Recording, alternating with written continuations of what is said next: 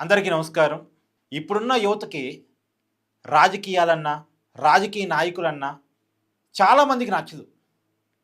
జంజీ youth అయితే రాజకీయ నాయకులంటే cheaters అని, రాజకీయ నాయకులంటే క్రిమినల్స్ అని, ఎప్పుడు ఏ పార్టీలో ఉంటారో తెలీదు వాళ్ళు. అన్ని అబద్ధాలు చెప్తా ఉంటారు. అబద్ధపు హామీలిచ్చి ప్రజల్ని మోసం చేస్తుంటారు. అందరూ రాజకీయ నాయకులు దొంగలు అనేటువంటి ఒక ఫీలింగ్ ఉంటుంది. కానీ ఇందుకు భిన్నంగా ఒక క్రేజ్ తెచ్చుకున్న వ్యక్తి రాఘవ చెద్దా. ఆయన ఆమ్ ఆద్మీ పార్టీకి సంబంధించిన ఎంపీ అయితే కావచ్చు, కానీ రాజకీయాలకు అతీతంగా యూత్లో ఒక క్రేజ్ వచ్చింది. కారణం ఏంటంటే అతను యంగ్ వయసు ఉన్నటువంటి ఎంపీ కావటం, ఆయన ఆలోచనలు కూడా ఈ రోజున్న యూత్కి తగ్గట్టుగా ఉంటాం.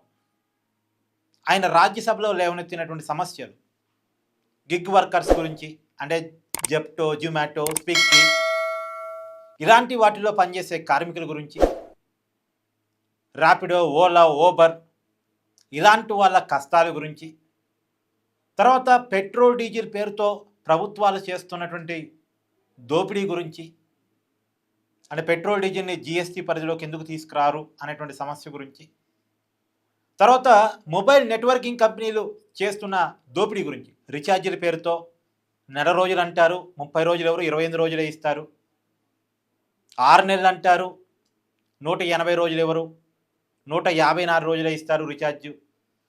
మిగతా రోజులు దోపిడీ చేసుకుంటూ, అంటే చెప్పేది ఒకటి చేసేది ఒకటి. రీఛార్జీల పేరుతో మొబైల్ నెట్వర్కింగ్ కంపెనీలు ఏ రకంగా దోపిడీ చేస్తున్నాయి అనే దాన్ని పాయింట్అవుట్ చేయడం కావచ్చు. తర్వాత రీఛార్జ్ చేసుకోకపోతే అవుట్ గోయింగ్తో పాటు ఇన్కమింగ్ను కట్ చేయటం అనేది తప్పు కదా అనేటువంటి పాయింట్ని లేవనెత్తడం. సో ప్రతిదీ కూడా సామాన్యుడి కోణం నుంచే ప్రతి ఒక్కరికి రీచ్ అయ్యే పాయింట్ని రాజ్యసభలో లేవనెత్తడం ద్వారా ఆయన యూత్కి బాగా దగ్గరయ్యారు. కానీ ఎంత తొందరగా దగ్గరయ్యారో ఇప్పుడు అంతే తొందరగా దూరం అయిపోయారు. ఇప్పుడు ఆయన ఆమ్ ఆద్మీ పార్టీ నుంచి ఆయన స్థాయి తగ్గించబడటం వల్ల ఆయన మిగతా ఆమ్ ఆద్మీ పార్టీ ఎంపీలందరినీ కలుపుకొని బీజేపీలో చేరుతున్నారు. బీజేపీలో చేరుతున్నారేమో, చేరారు. మొత్తం 7 ఎంపీ రాఘవ చెద్దాతో కలిసి బీజేపీలో చేరారు. ఆమ్ ఆద్మీ పార్టీ రాజ్యసభ ఎల్పీని బీజేపీలో విలీనం చేస్తున్నట్టు కూడా ప్రకటించారు. ఎప్పుడైతే రాఘవ చెద్దా ఈ నిర్ణయం తీసుకున్నారో, అందరి రాజకీయ నాయకుల్లాగానే ఈయన కూడా, ఈయన పార్టీ మారటానికి, ఈయన క్రేజ్ పెంచుకోవటానికి సామాన్యుడి మీద ప్రేమను చూపించాడు తప్ప ఇతనికి సామాన్యుడి మీద ప్రేమ లేదు అనేటువంటి ఒక అభిప్రాయానికి యూత్ వచ్చేశారు. అతనికి పార్టీ మార్పు ప్రకటించకముందు ఇన్స్టాగ్రామ్లో 14.5 మిలియన్ల ఫాలోవర్స్ ఉండేవాళ్ళు. ఎప్పుడైతే అతను పార్టీ మారుతున్నట్టు ప్రకటించారో వెంటనే 1.5 మిలియన్, అంటే 15 లక్షల మంది అతను అన్ఫాలో కొట్టారు. 1 or 2 డేస్లోనే 15 లక్షల మంది అన్ఫాలో చేశారు.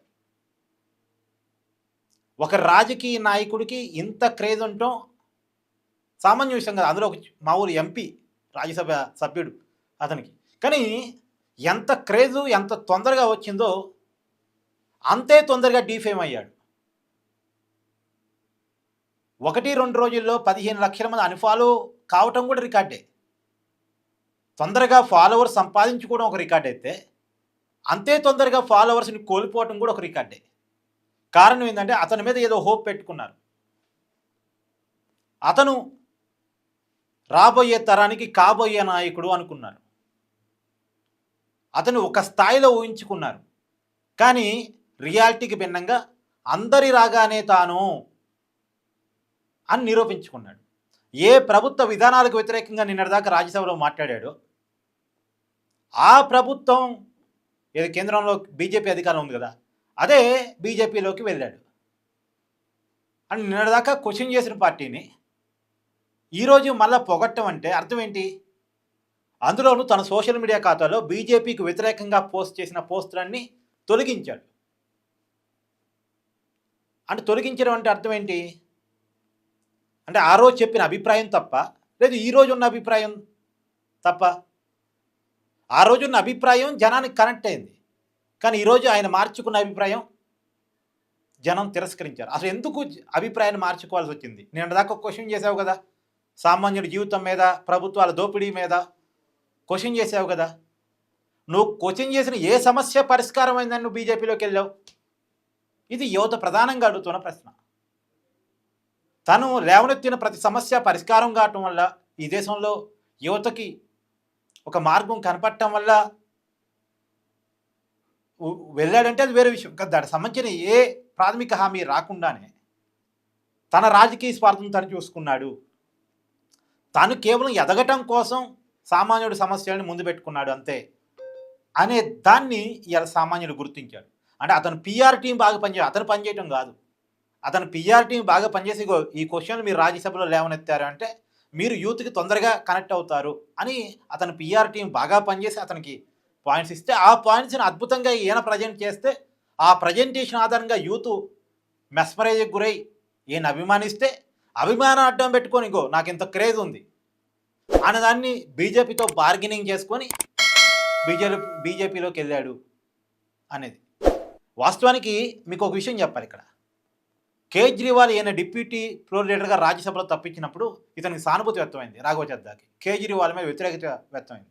ఆ రోజు కేజ్రీవాల్ చెప్పిన మాట ఏంటంటే ఈయన బీజేపీతో దగ్గరగా ఉన్నాడు, బీజేపీతో టచ్లో ఉన్నాడు, అందుకే నేను సాయం తగ్గించాను అన్నాడు.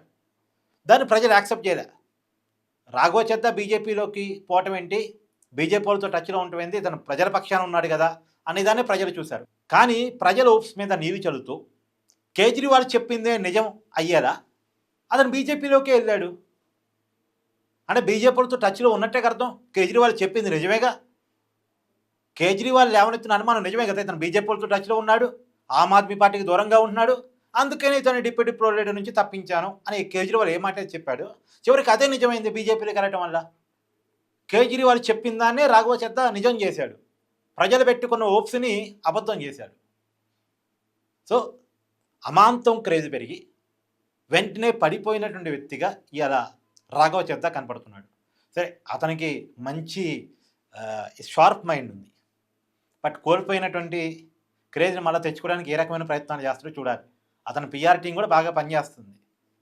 సో మొత్తానికి మరి కోల్పోయిన అభిమానాన్ని మళ్ళీ తిరిగి పొందడానికి ఎలాంటి ఎత్తుగడలు వేస్తాడు, అలా ఆ ఎత్తుగడలకి జనాలు బుట్టలో పడతారా లేదా చూద్దాం. మీ అభిప్రాయాన్ని కామెంట్ చేయండి.